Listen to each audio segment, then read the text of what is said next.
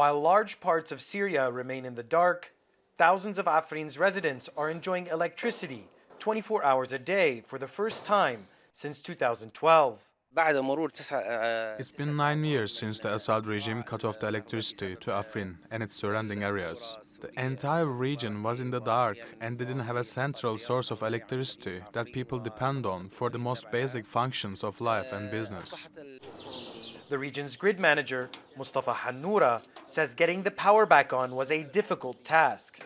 When we arrived there at the substation to try to connect to the grid in Reyhanlı, Turkey, there was no equipment left and the only things we found were the building and the outside perimeter walls. It took us 6 months to prepare this station for operation, as well as around 30 or 40 smaller transformers in the area.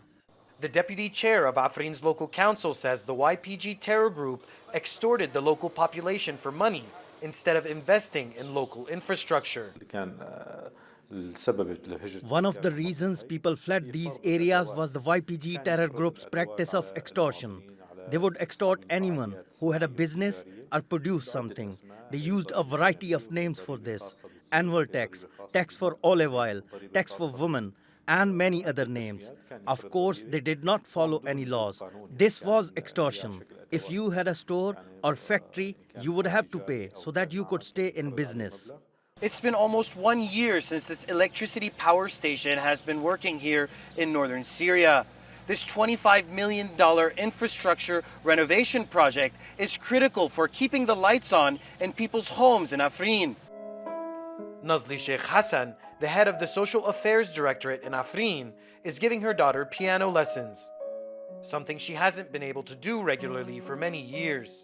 She says electricity brought life back to Afrin. Finally, after 9 years, we have electricity all the time now. People's homes, the government buildings, the marketplaces, and all of the streets have their lights on.